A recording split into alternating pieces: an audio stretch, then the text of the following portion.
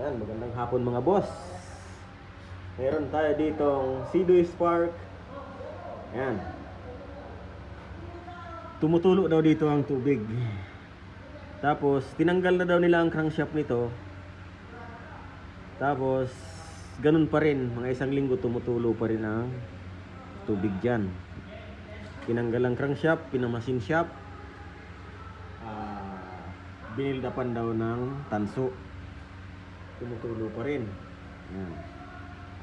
Tapos, kapag tumutulo yan dyan guys, or binarahan mo naman itong butas na yan.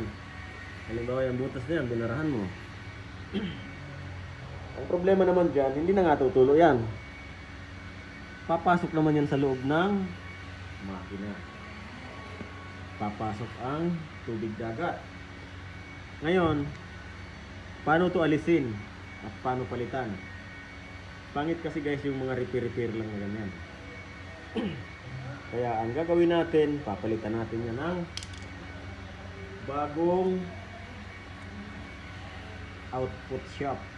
Ayan, Sidui Spark output shaft. Papalitan natin yan ng bago. Ayan. Makita natin kung paano to aalisin.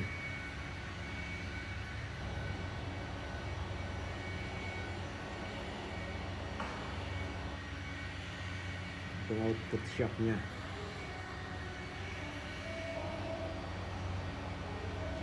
Siya nga pala, kapag magtatanggal kayo nito guys, luagan nyo muna to bago nyo alisin ito. Tapos maglagay kayo ng lock doon. I-lock nyo ang crankshaft na nakalock talaga siya na hindi gumagalaw, para maikot nyo ito. Yan. Para maiikot nyo yan guys. Ito. Para matanggal nyo ito. Dahil kapag hindi yan nilakan dyan, wala rin. Hindi nyo rin yan matatanggal.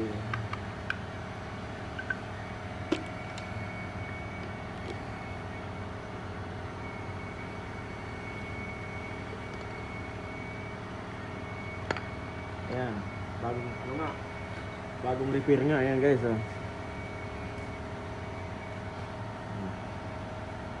Bago nga rin talaga ang oil seal.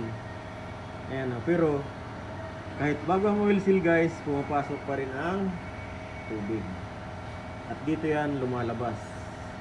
Tapos papasok yan doon sa loob ng body. Ngayon guys,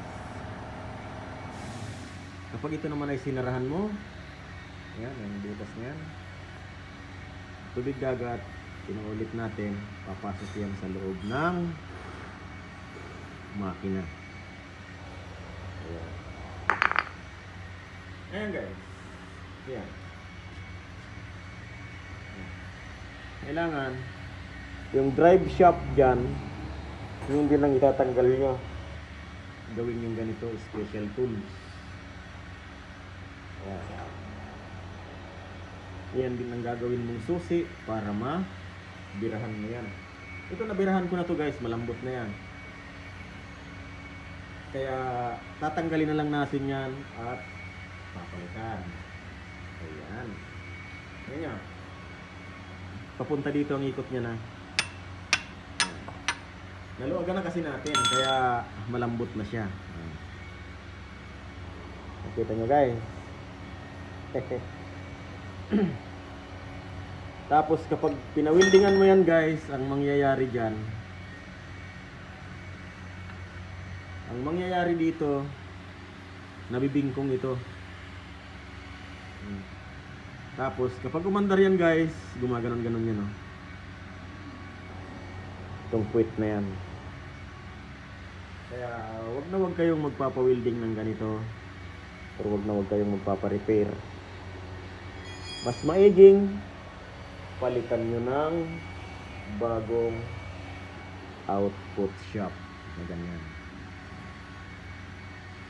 Ayan. brand new.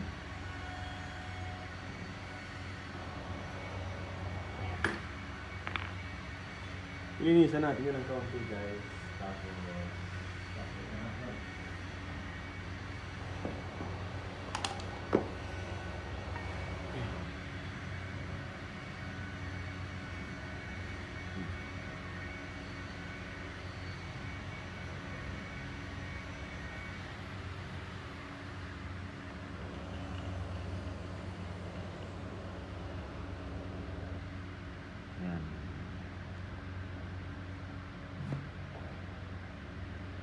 Lalagyan natin yun ng Loctite.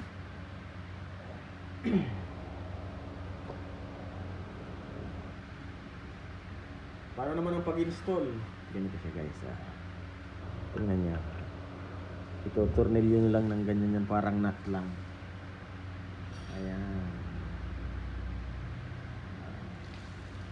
Napakalambot lang, di ba? Tapos, bago niya yan hihigpitan, ikakabit niyo ito. Dahil kapag hindi niya yung kinabit, baka mabingkong. Ayan. Mabingkong ito guys. Tingnan niyo. Kapag nabingkong yan, mag-vibrate ang drive shaft. Yung nakapasok dito.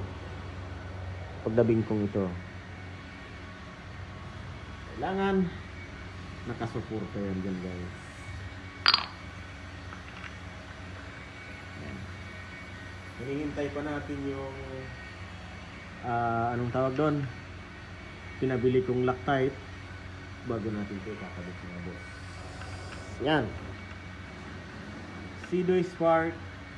Paano palitan ng output shaft, or paano tanggalin ang output shaft at palitan. Yan guys.